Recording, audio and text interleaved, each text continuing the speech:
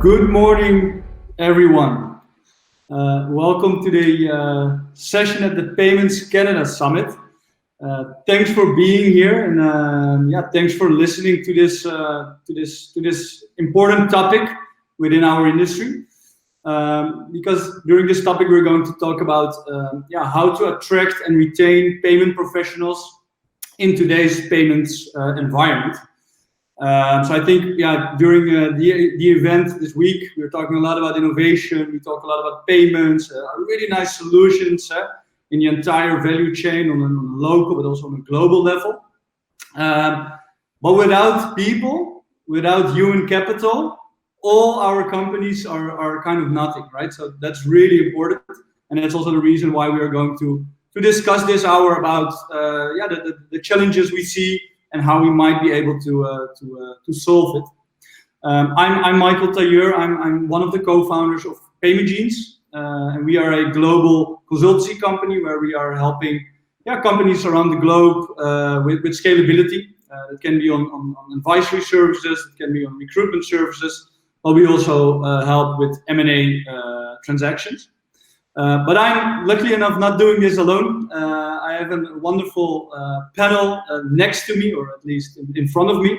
You know what I mean. We are speaking today with Matt Marino, VP Sales at Global Payments, Kris Hansen, co-founder and CTO at Synctera, and Teresa Chavez, Human Resources Lead Americas from Rapyd. Before we start, Matt, can you maybe elaborate a bit on yourself, who you are, which company, and then also I will ask Kris and Teresa to follow. Great, thanks Michael for the great introduction. So Matt Marino, VP of Sales at Global Payments. I'm based in Seattle, as our company name implies, and we are a global payments technology company helping merchants kind of all over the world more easily process a range of currencies, payment types, and over payment channels. Excited for this conference and this session in particular to talk about what is arguably one of the most important themes for any hiring manager this year around recruiting, but also keeping and developing new talent. Thank you, Kris. Thanks, Michael. Kris Hansen, I'm the co-founder and CTO at Synctera. I came into the financial services industry from tech, so I started my career in tech. At one point, I joined a bank, and I found that I really liked the challenges in the banking space. For me, fintech has been the perfect combination of things. It's the pace of tech, the challenges of banking, so my focus has really been in the fintech space for about the last 10 years. My last role was a CTO at Coho Financial, which is Canada's leading challenger bank. And my current role at Synctera, we're basically building a platform that's a marketplace that connects banks and fintechs. And so we're creating this engine to fuel fintech growth. Cool. Thank you. And Teresa, if you can also introduce yourself to us. Thank you, Michael. Hi, everyone. My name is Teresa. I coordinate all people, talent, development operations for our team at Rapyd America. So that pretty much involves our team in California, or Miami, Denver, Mexico City, Sao Paulo, Brazil, and a few other stakeholders that we have in Latin America as well. I started my career as a HR consultant, and then I switched to tech. 4 years ago, I joined the company. I joined Rapyd a year and a half ago. Really excited about all the challenges and all the opportunities that we have, and supporting the company and everything that is, or everything that involves people, talent, and their development. Cool. Thanks, guys, for being here again. Lovely to touch upon this topic all together, which I like it very much to do this with you guys. Obviously, hiring talent, especially in this niche in the payments and fintech industry, it's pretty difficult, right? It has been always to find the right people with the right kind of specific knowledge or skill set. A lot of companies, also with PaymentGenes, we work a lot of times with companies who first tried themselves to find the right people, and sometimes obviously it works out, but a lot of times, a lot of companies, they still struggle a bit finding the right people, especially if you're hiring on a global level. So that was already before the pandemic, and obviously during this pandemic it became a bit more difficult because companies, they didn't know what to do, but also candidates, right? For them it was also pretty uncertain what would happen with your role, your company in the future and whatnot. So we at PaymentGenes, we have seen a really big shift in the last couple of months, where we see that it feels at least that from higher management there is pressure towards HR or towards hiring managers to hire people really quickly now. So my question to you is, maybe Teresa, you can start. What have you seen, and what kind of trends do you see in the last couple of months? Yeah, great question. So I would say that before I actually answer to that question, we have to remember that organizations compete for two main reasons. The first one is customer, and the second one is talent. Both of them are very important in terms of talent. I would say that during COVID, after COVID, I do see a higher demand of talent. That is not only because organizations, payments organizations, fintech organizations are growing, but also because there's new competitors in the market. We have seen companies such as, let's say, Amazon, Apple building up and starting their payments teams. They're growing their teams really fast. They're big competitors. They're paying really well. So I do see a higher demand of talent. I also see that next to this high demand, there's also a lot of barriers to entry in the market. And I do see that the main barrier is knowledge. As you said, we have a small pool of talent. We have higher demand, and then we are not leveraging it. We're not bringing the solution, training people, and developing that people. So in the end, there's more competition. There is more churn as well. The churn ratios are actually very high. I can share, the ratios in my region, but I am pretty sure that companies all over the place are struggling with churn of their employees. We are still, and we were actually having this conversation with Matt before we started the session. We do see a lot of people trying to relocate, trying to go to new places, and then that's also a challenge for organizations. How can we support our team members and to relocate, to go to other places and still keep them as our employees? I already said more competition, talent looking for more flexibility, and then that also involves,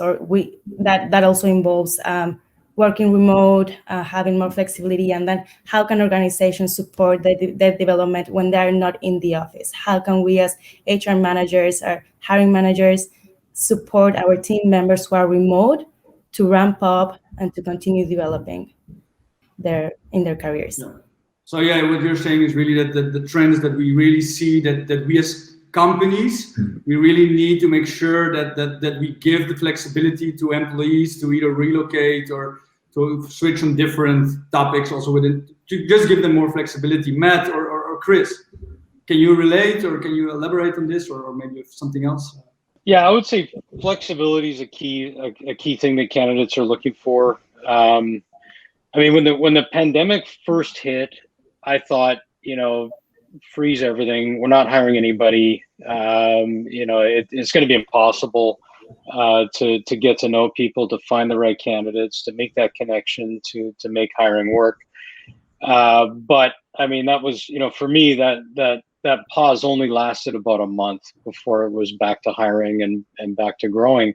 And it meant some things changed. Like, the pandemic was kind of an equalizer in terms of, where I could look for talent, but also in terms of who my competition was for talent. Suddenly, I think the Canadian-US border became a lot less pronounced with the pandemic.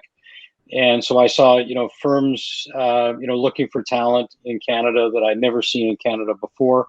So it equalized things for me. I could look in new communities where I thought that, maybe there's a great pocket of talent. But also my competition has similar ideas and they're looking for talent, maybe in my backyard. So I think it changed things. It certainly created a lot of flexibility for candidates, but also just kind of changed the competitive landscape as well. Absolutely.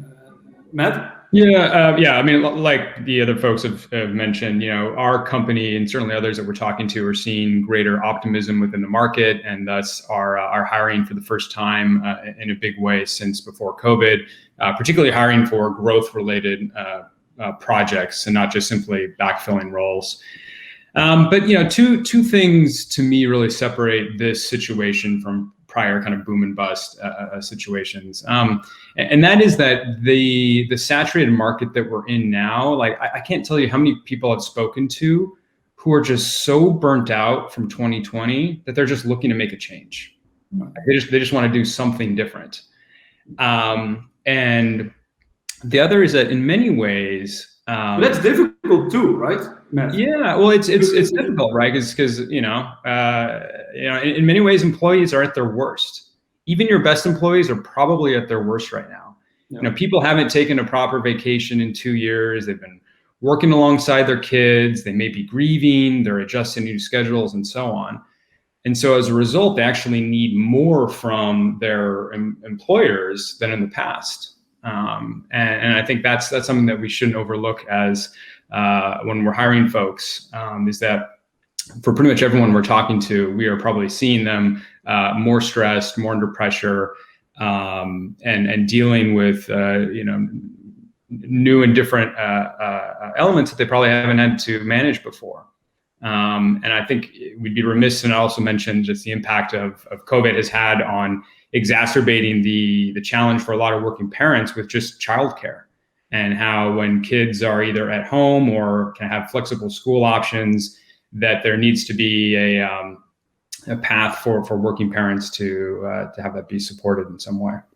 No, and I 100% can relate to that. Also within PaymentGenes, I see, people work so hard, and especially for a smaller company, what we saw is indeed that our people, they gave everything to create a nice spirit, to keep our culture, and also to keep up the results, right?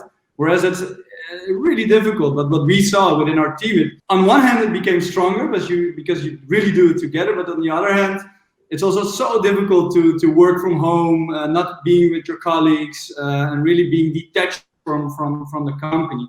And I think what we all are saying here, I think flexibility is kind of key, what we need to offer to employees. If they want to work remote, please work remote, right?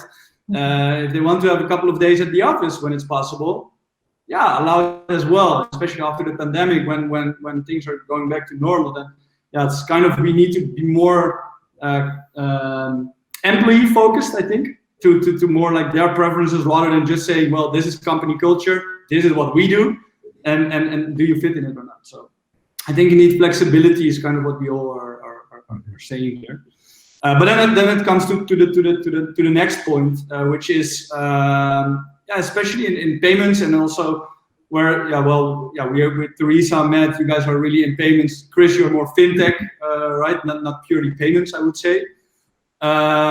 But there is still the difficulty in the gap, the talent gap in payments. It's hard. If you want to have a person with a specific skill set, you need to pay really high salaries in today's competitive market. So how do we deal with that, guys? How do we find the right people, and how are we going to close that gap?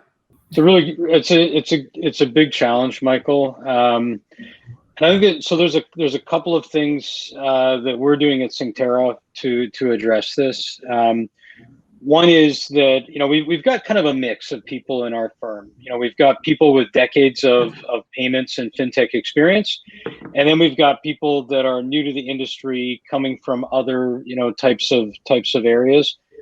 So we've been holding lunch and learns to go deep on some of the specific areas that we work with, and also bringing in some external trainers to do some additional training.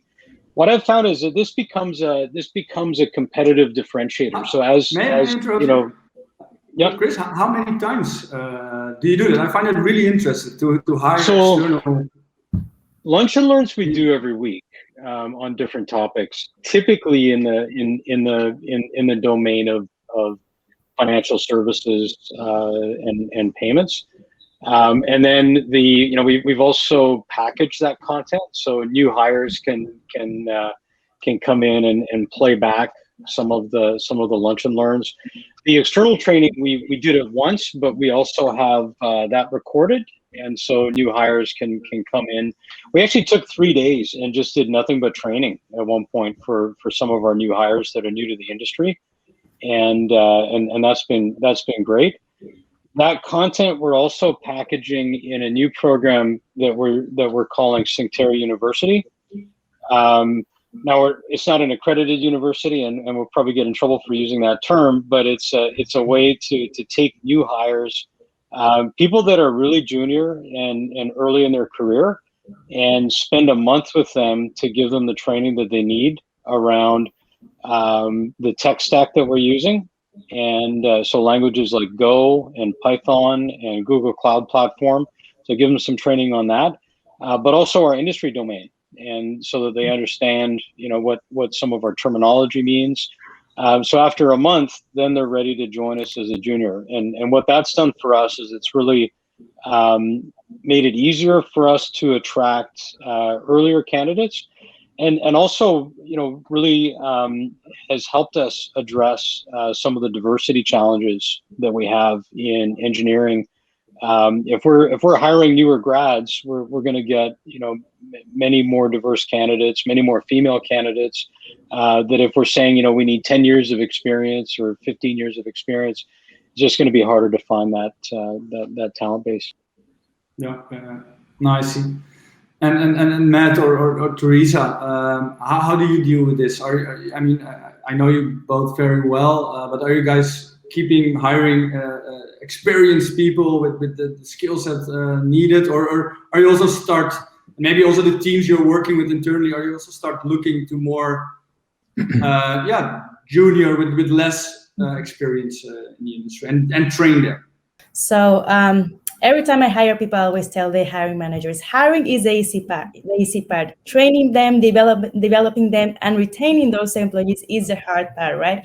And I say hiring is the easy part, but in the end, the ROI of hiring people goes from 6 to 9 months on average. That includes hiring, onboarding, training, all of the expenses that you go through when you hire people, right? So not easy to bring people. One of the trends that I have observed is that more and more candidates are asking about the culture of the company, the values, and how do we live those values in the company. 5 years ago, no one would ask you during the first interview, hey, Teresa, how is the culture in there? How do you live your values in the company? Nowadays, I would say 80 to 90% of my candidates ask me during the first interview, how is it like to work at Rapyd? What are the values? How do you live those values? And how are you guys also supporting your employees to develop and train, in their development and training plans? So culture is very important.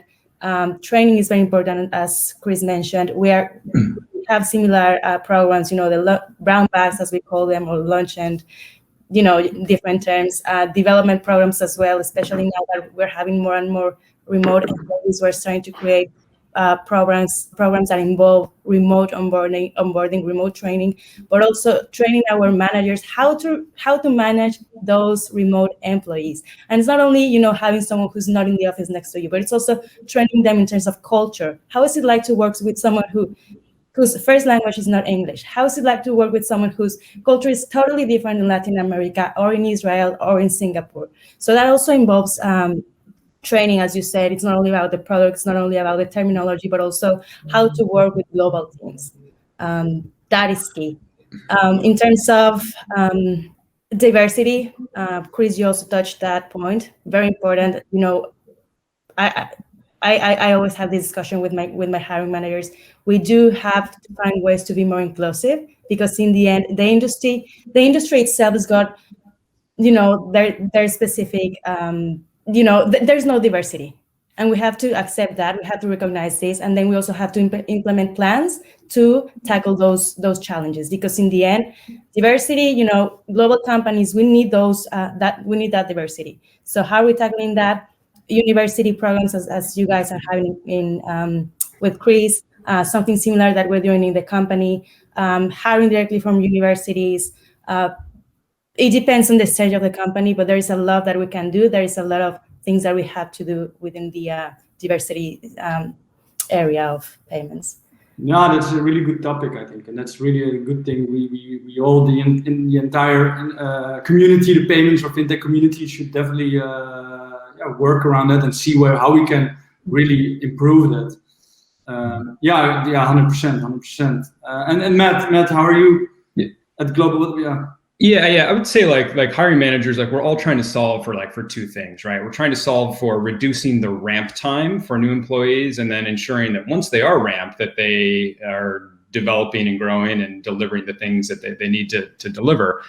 And so particularly for payments or fintech, right, the themes and the topics and the subject matter can be pretty dense. And so I almost look at hiring as there's this inverse relationship between getting someone, say, fresh out of college who knows nothing about payments, nothing about fintech, but their mind is like an open aperture, right? They're so eager and willing to learn. Yeah. Compared to someone who's maybe been in the industry 10, 20, 30 years, where perhaps they know a lot, but perhaps they're more closed-minded. They're not as curious. They're not as open to learning. And so, hey, if you had a huge budget and you could spend the time sourcing the right candidate who had decades of experience and still adopted a learning mindset, like that should be your strategy. But I think the reality is that, not all companies have the budget or the time to find that type of candidate. And so this is the trade-off that the companies, need to, reconcile, right? Is that if you are going to hire, younger talent, which is going to cost less likely, but is going to require a lot of onboarding, training, hand-holding. That's a fine approach, but you can't skimp on the development work and the training that's going to be required once they are onboarded. But nonetheless, for me, just speaking from my own experience, probably my two biggest characteristics that I look for in hiring are passion and curiosity. I find that typically those two, like if someone's passionate, right, like passion is the rocket fuel for high performance. And if they're naturally curious people, if they want to learn, if they're curious about how things work, whether it's product role or engineering or sales, that is such an infectious attitude and characteristic that is just going to spur just greater growth and development, not only for them, but it's going to be infectious for the rest of the organization. Yeah, but it needs to be balanced out, right? Ramp up period for a younger university person coming from the university versus a person who has the network, who has the experience, and who's be able to kick it off in like 3 to 4 months. Let's say, but like you said, you're looking for passion, motivation, but that's. Well, obviously also with the people who are experienced, but in my experience, when we hire people indeed coming from university and we tell them about payments and fintech, and about the industry and then global, so they are all like, wow, we want to learn more. And that's what we with PaymentGenes at least do, is we invest heavily in indeed training the people just about the entire payment value chain, let's say, from merchant to issuing banks, everything in between. And that's what we see, what they really like. And I think the opportunity for a lot of companies out there is to see if they can either invest in training people, younger people, and also you get in a new kind of fresh environment within your own company, I guess. Yeah, and I would say like a lot of managers, a lot of leaders, operation people have had a wake-up call that training face-to-face differs dramatically from how we've had to do training over the past year and a half, right? And ensuring that there are effective remote programs for what's required. And I've got to imagine it's substantially harder to say, bring someone fresh out of college and go through what's required to train and onboard in a virtual fashion, compared to if you're sitting together with colleagues, in a bullpen type environment or whatever, to learn the processes, the company, the culture, and just what's required. Yeah. No, it makes sense. So we need to kind of create a payments university. That would be nice, right? That people are getting trained at university specifically on payments or fintech. That would be nice. And that's a way how we could close this gap. We need to go to the next topic. Although this is really nice one to talk about, and maybe I see some questions coming in, so maybe we can touch upon some of them after our discussion. Kris, I know you guys are hiring not only in Canada, but you are hiring really across the globe, basically. So I would like to talk a bit about cross-border recruitment opportunities. For a lot of companies, it seems difficult, and a lot of companies stay. If you're in Canada, you hire in Canada. If you're in the US, you hire there. But what kind of process have you in place to be able to fix this? I mean, you guys are hiring literally from the entire world and let them come to Canada or work remote. Yeah, our strategy, Michael, is for our international recruitment program, we're really looking for people that have international fintech experience. We think that's interesting. We think if somebody's been involved in setting up a challenger bank in, say, France, that's pretty relevant and interesting when we're looking to build a platform that connects challenger banks to banking infrastructure. So we think it's a way for us to build perspective, and so we're looking for diversity of thought, we're looking for diversity of experience, and people that have there's some amazing fintech stories from Latin America, from different markets in the EU, from around the world, and we want to try and capture some of that talent. The way that we're doing it is we're primarily looking for people that are excited about the idea of moving to Canada, and we're tapping into the Global Talent Stream program that helps us fast track immigration for people that are qualified. And through that combination, we've been able to find people that have worked for companies globally in markets like France and Tokyo and Indonesia, and we're finding people that are excited about the idea of moving to a Canadian city. We give them some choices in terms of which city they want to move to, and we help them with not just navigating the immigration program, but also things like what's it like to live in Montreal? What's it like to live in Toronto? What should I think about when picking a Canadian city? How high should my winter boots be to be ready for a Montreal winter? These are questions that have come up, and not that high, by the way. I know now. Not that high. Yeah, no, that's quite good. So it's been an interesting process. Like looking for people that are fintech skilled and eager to move to Canada has been an interesting process.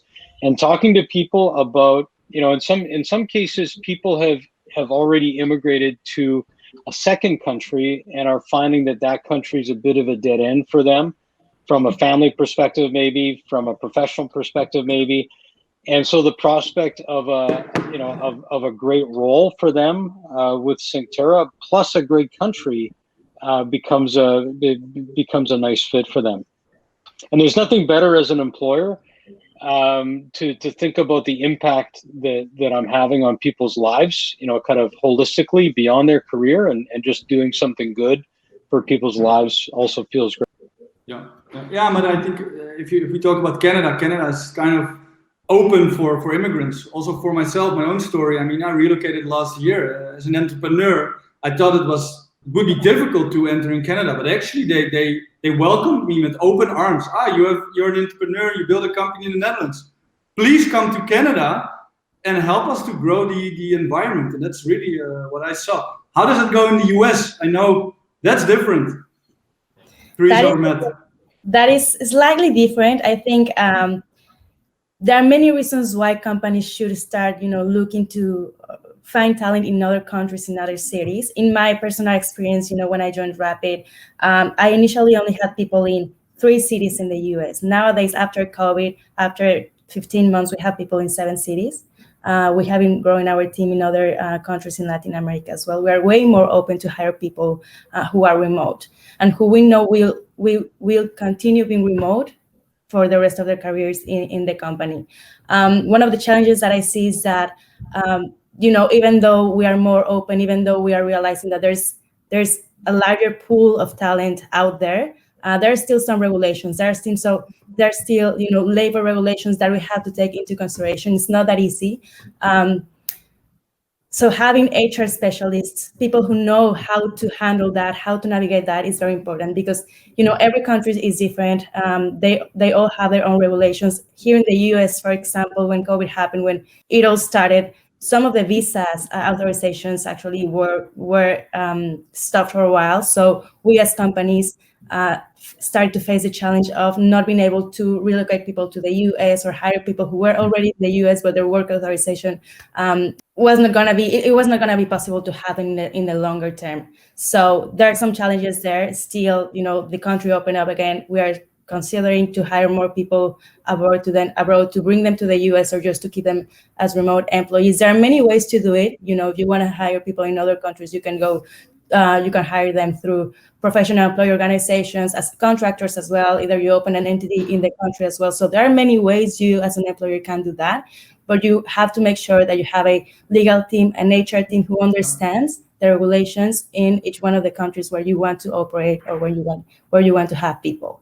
Absolutely. I think that's really important, definitely, to be able to help those candidates as well to make that move. And that's what we have seen as well, that we worked previously with some companies who were open, but when they had to really relocate those people, that became difficult because they didn't really know how and regulation and whatnot. So then it becomes difficult. Matt, do you have things to say here, or shall we go to the next topic? Yeah, we can go to the next topic. I know there's some questions coming into the chat. Do we want to address those now or save them till the end? Yeah, we'll save them to the end. Until you, or did you see one which you really need to, which you like to answer? Well, yeah, I mean, someone had a really good question about, like, how do we avoid, like, the different biases that we face, conscious, unconscious bias when hiring, and particularly around, like, learning and perhaps younger versus older employees. Yeah. And so my response to that would be, I mean, in the conversations and interviews that you're having with all employees, to specifically ask learning and curiosity-based questions, if that is a key characteristic that you're hiring for.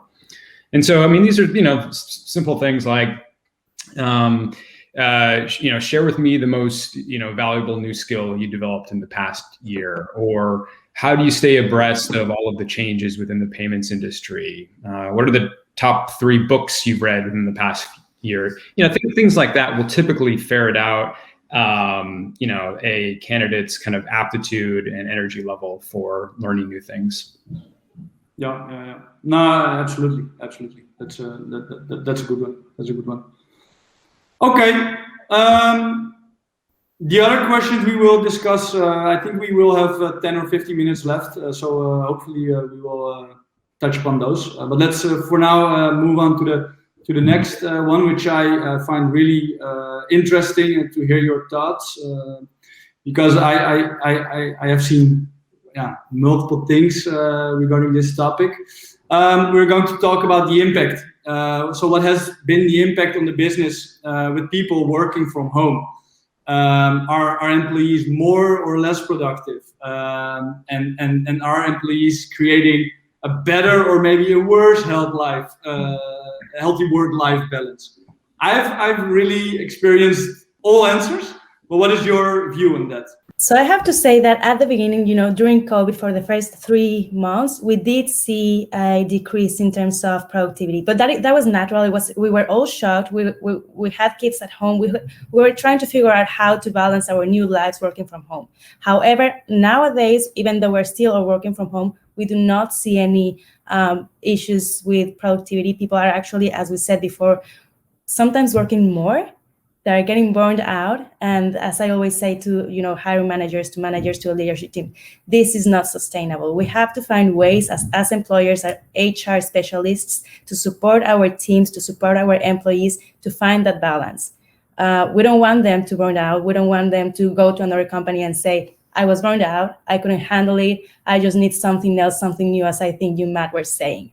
So it is a responsibility as well, from us as employers, but also, helping and training our people how to work from home. Even though, if we have kids, if we have people all around our workspace, kind of disrupting our environment. There are ways that we can train our people how to, at least be more organized, how to settle down, and then set up some time for you to work, then spend time with the family, come back. That is, I think, one of the main challenges that we still see, and will never go if, that is my opinion. Yeah. And Matt and Kris, do you have any interesting thoughts about it? So, I mean, my company was created during the pandemic, so we only know this mode of working. In fact, like, I've only met like face to face a handful of the people in the company. I think our headcount is now about 55 people, and I've met maybe a handful of those people face to face.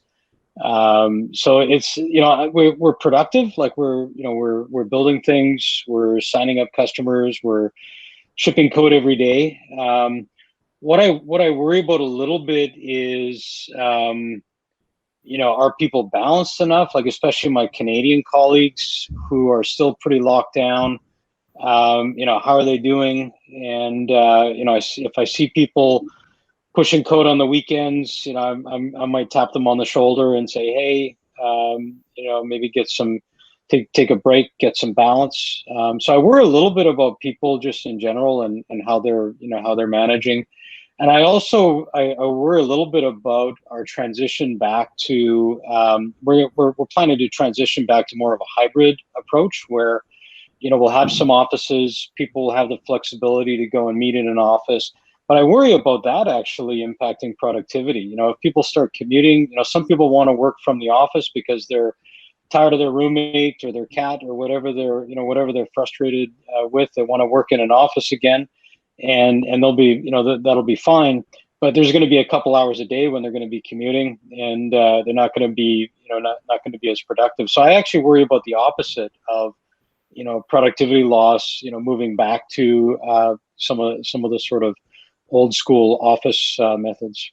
Yeah. No, definitely. And then we need to get used to that new normal, because we finally, after 1.5 years almost, we got used to indeed working at distance, and yeah, that's true. You're not wasting time with traveling. But yeah, on the other hand, people work now. They open the laptop, you work, and you're so reachable. And that's so, for a lot of people, it's difficult to be able to say no for now, not anymore, right? Matt, what do you see? Do you have any? Yeah, and I like the spirit of the question. I think ultimately it is the wrong question, though. I mean, I don't think we should be measuring solely based on productivity. I mean, yes, that is the benchmark that sales or product engineering is looking after, but we can't exclude, again, not to beat a dead horse here, but we can't exclude mental well-being from that. And there's just, managers have to realize that there's no separation between work, family, and health. Mm-hmm. All three of those are so interconnected. And when one of those is severely hit hard, it affects the other two. And so managers and even leadership need to be taking a more mindful view on that element, right? Because when people are healthy and things are going well, they are likely going to be more productive at work, right? They're going to be more optimistic, buoyant, open to new assignments, and overall just better at their jobs. And I think also what COVID helped expose was really bad toxic cultures. And I think people are just tired of like tolerating bad cultures. I think that's what's a part of why we've seen, more people out in the, looking for roles, is, you can't kind of hide behind that, in a virtual sense. And so people often know within the first 6 months whether they want to stay with you or not. And so it's imperative, as we're all trying to build out our right teams, our right organizations, that whatever it is about the culture that matters to your business, whether it's, responsiveness or customer intimacy or accountability or whatever, that it's an opportunity to double down on those things and ensure that it's ingrained not only for new employees, but that there's a process for instilling those values for all staff.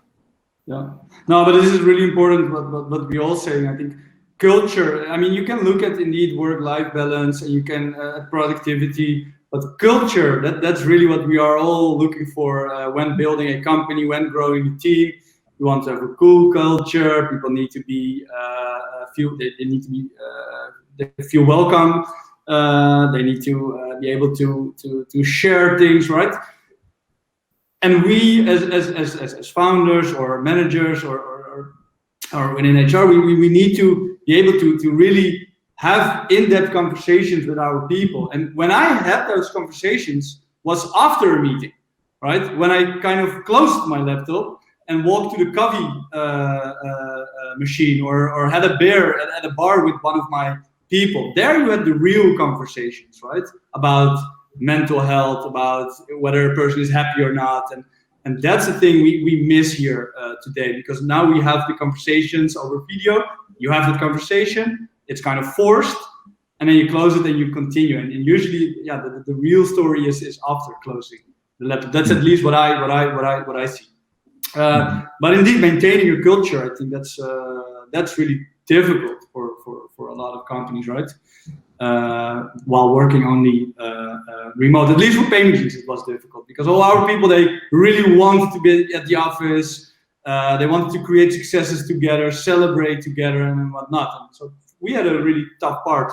But indeed, having just random conversations with people or walk in the park, those kind of things, which is easier if you're in Amsterdam rather than being in the US and you have everybody in the city. I see that. I saw a question coming in, which I find interesting to answer now, because we are talking about it anyways. Is 24/7 working becoming the new norm? I hope not. No, not sustainable. No.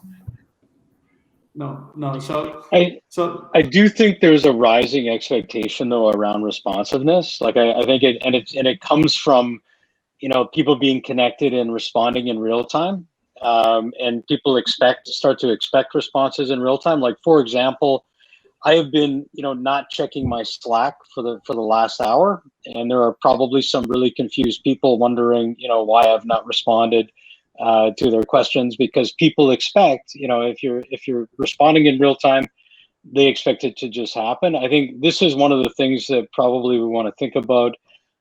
Is how do we sort of ease the expectations around this? How do we make sure that it's reasonable? How do we give people the room to make sure they're getting their balance? yeah. And I think this comes from the leadership. Most of the times, those who respond, those who reach out in the middle of the night, you know, are part of the leadership team, right? So what we have done is basically, you know, tell the leadership team, do not reach out to your people during the weekend. Wait until Monday morning. Tell them, this is your weekend, enjoy your weekend. Everything is gonna be all right, but we want you to enjoy your time, because in the end, that is beneficial for us as a company. If you're fine, as you said, Matt, in your personal life, health in general, you're gonna be fine in the company. So having, you know, the leadership team encouraging that is also a good strategy. Absolutely, I think that's key. We as a leadership team, you constantly need to let people know that it's okay to not respond, right? Mm-hmm. Before this, you were always looking for that responsiveness immediately, but now I think we need to actively give people the comfort, or employees giving the comfort level that it's okay to close your laptop, it's okay to not respond immediately, right? And but yeah, it needs to be actively pushed by management, by HR, by leadership, because otherwise it's becoming the culture. Again, that everybody is constantly responding, and if you have if you as a leader do that all the time, then people live up to it, and that's the culture which is going to develop. You have in the company. Okay, we have questions. We have 10 minutes left, but also one nice topic we need to discuss, which is, I think, in line in what we all discussed previously. It's about culture, it's about knowledge, it's about retention, but it's also it's more about retention and really increasing that first period, that productivity in its first period. Some companies, they spend a day, some companies a week, some companies a month or two to onboard people and train them and guide them through the company. Matt, how does it go at Global Payments? What kind of programs do you have? And how do you onboard new people?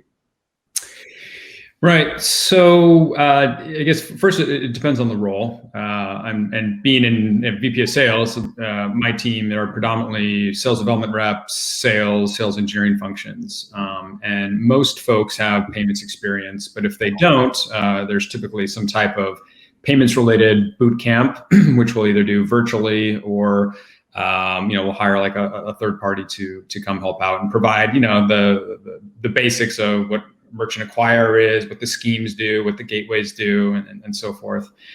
And so I think, that's like for us is just foundational, right? For any sort of conversation. And then, we have a pretty intensive, like month-long kind of deep dive into, all things global payments, the products, the services, the teams, the, how to get stuff done within the company.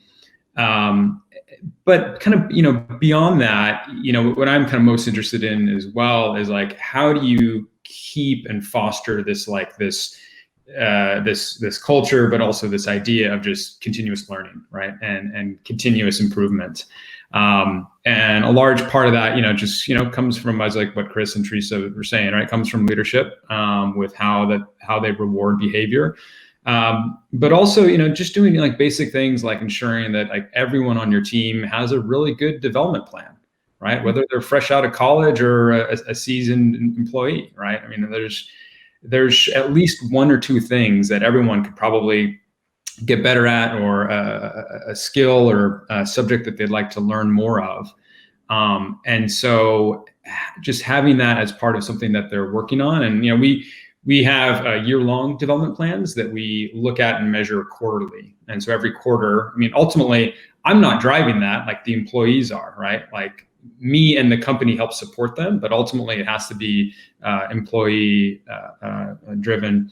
But we found too that that's a great mode of just employee engagement and retention, is they feel like, okay, like this is cool. Like I'm in sales, but I get to learn about, I don't know, a range of topics perhaps outside of selling that just makes me a better employee, a better person, and one that's hopefully just, more successful. And Kris, you guys are again, you built your company in this period. You shared already the onboarding program, but how do you make sure your people are staying at Synctera? What do you guys do to retain the people? Yeah, that's a good question. I mean, there's a couple things, Michael. Like one of the things that we're doing is just we're growing so fast that there is like literally never a dull moment. And so one of the things that I commit to as people join us is you will not be bored here. We're building fast, we're moving fast, we're shipping fast, we're signing up customers fast, and people that have been with us for a few months feel like it's been years because things move so quickly. But part of what I want to do is to build on great people, and so part of my commitment is also that people that join us that are a part of the version 1 and building things out. These are people that we can build on, and as we add more teams and we evolve the structure, there's advancement opportunity available in that, and so advancement comes fairly quickly as we're scaling fast. People, I think people are attracted to that. I think they like that. The other thing that we're doing is we're giving people really massive challenges to work on, and I think smart people like big challenges, and such audacious challenges as we're building the world's biggest ledger with hundreds of millions of accounts, and there are massive scale challenges in that, and so getting engineers that want to solve these really audacious challenges, they'll stick around because that's something that they want to get involved in, and something that they want to see through to the end. Yeah, absolutely. I think your advantage is that you guys are just started, well, just a year, 1.5 year ago, and yeah, everybody wants to be part of it. Rapyd is also growing pretty fast, I know. Teresa, we have 5 minutes left, and we need to tap into some questions, but I also just want to ask you, do you guys have a cool feature, a cool thing to retain people, or just, I don't know? No, I would say that in my mind, retention predictability comes all the way from the interview process. So, being honest about or having honest conversations with the future employees. What do they want? How do you see themselves within the next years? And then see if we can actually give them those opportunities in the company, because in the end, we're all humans. We have different motivations, and we have to make sure that in the end, when they join the company, we can offer those or expectations or give what they are looking for. So having honest conversations in the process. What are you looking for a new challenge? What are you looking for? How do you see yourself within the next 12, 24 months is key for us. Onboarding as well, as we said many times before, onboarding is a company responsibility, because in the end, the success of a person in a new role relies in the onboarding training. It is not only about training them in terms of the product, the services, but it's also about the culture. Every time we join a new culture, we all experience a culture shock, because in the end, every culture is different, and we have to be there to kind of support our employees to understand that new culture, those new values. How does it look like to be successful in XY company? We're talking about development and satisfaction with the employees. In my mind, retention is the result of a sum of engaged people who feel challenged, who feel developed, satisfied employees, but also corporate elements like culture and opportunities. So if we bring people who feel challenged, who are happy, but do not see opportunities in the company, they're going to quit. So how can we as companies, support them in the transition to a new role, leverage the talent that we already have, support them to go in new directions within the company. So having those kind of programs where the company can support and encourage the employees to find new opportunities within the company is also a great strategy. Yeah. Okay, thanks for sharing. We have 2 minutes left. We answered already a couple of questions, but I just want to quickly go through some. So we talked about the seniority and more inexperienced people, and I think to the follow-up question which arrived was, are we saying older employees have lost the ability to learn, or are we saying older employees are just too experienced to be useful? No, not at all. No, that's not what we are saying. Obviously, everybody can learn and everybody can be motivated, but what we were more discussing was like that younger people from university can also be cheaper, right? And that's the difficult part in the talent gap. If you as a company want to have payment experienced people, then you need to pay really high salaries from the start. Whereas younger people can also quickly learn, and maybe you can onboard them a bit quicker in the process. So they go for, And I think the chemistry is important, Michael. Like having people with a lot of experience around, where the lines are and how things work is really important. But then having some people that want to challenge that and ask why and ask why again, I think is also really important. No, exactly. It is. Well, there were some other questions too, which we are not going to discuss, unfortunately, but we discussed some of them in between already. This topic, it's so important, and that's also why we were talking for a full straight hour, and we could talk for hours more, because it's so important to have the right people, to onboard them in such a good way, and also have them for a longer period of time, because we all know if people leave, it's a headache in every sense. This was the final minute. Thank you so much, Kris, Teresa, Matt, for the insights.